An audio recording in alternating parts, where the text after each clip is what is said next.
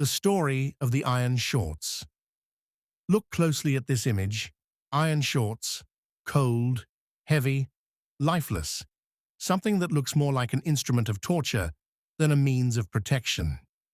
Yet for centuries, its name has been tied to a strange narrative.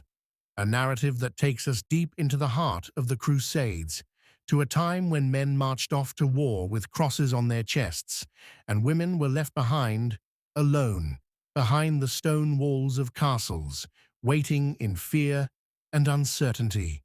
Title of this podcast: Why did Crusader warriors use iron shorts for their wives?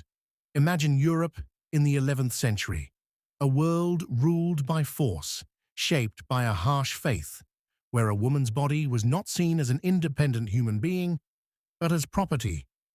The Crusades were not merely battles of swords and shields, they were wars of ideology, wars of belief, and above all, wars of control.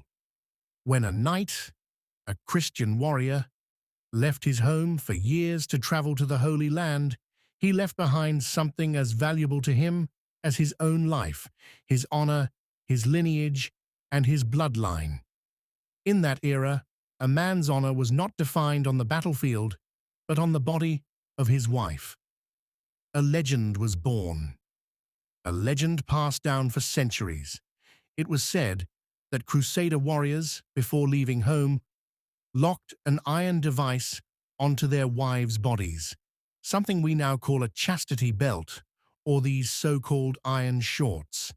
They carried the key with them into war to ensure that in their absence, no man, even through force or deception, could gain access to their wife's body. But this story is not only about infidelity, it is about fear. Fear of what? Fear of rape, fear of the enemy, fear of the neighbor, fear of the priest, fear of any man who might look at an unprotected woman in the absence of her husband. In the Middle Ages, a woman without a man meant prey. Castles were not safe, villages were repeatedly looted, and rape was not considered a crime.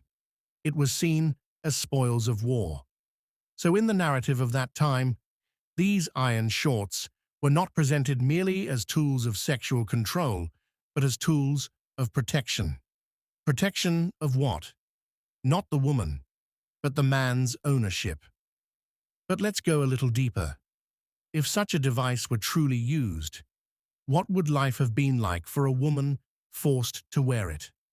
A heavy piece of iron pressed against the skin, no possibility of proper washing, no hygiene, no freedom of movement, in heat, wounds, in cold, pain. During menstruation, hell. Many modern historians argue that if such a device were worn for long periods, it would likely have killed the woman. Infection, open sores, sepsis. So why did this story survive for so long? Because this story does not hide a deeper truth. It screams it. A truth about the medieval mindset, about a pathological fear of the female body, about the belief that a woman, if not controlled, is dangerous. The church played a major role in this worldview. Sexual desire was a sin, woman was temptation, and fidelity was not a choice. It was an obligation. Whether real or mythical, the iron shorts are a symbol of this way of thinking. Interestingly, many of the objects displayed today in museums as medieval chastity belts actually date back to the 19th century, a time when Europe once again became obsessed with morality, a time when men feared masturbation, infidelity, and the independent woman. They created these devices, and then, to legitimize their fears, they attributed them to the Crusades, meaning that these iron shorts may be less a product of the 11th century and more a creation of the sick imagination of the 19th. But does that make the tragedy any smaller? No. Because even if such devices were not widely used during the Crusades, the mindset that made them conceivable was absolutely real. A mindset that said, a woman without a lock is dangerous. A woman's body is a battlefield. A woman's fidelity must be metallic, not human. And that mindset did not remain in the Middle Ages. Today, we may not see iron shorts, but control still exists. Control over clothing, control over movement, control over voice, control over the body. The metal has changed, but the lock is still the same. So, when you look at this image, don't see just a historical object. This is the story of men's fear of women's freedom.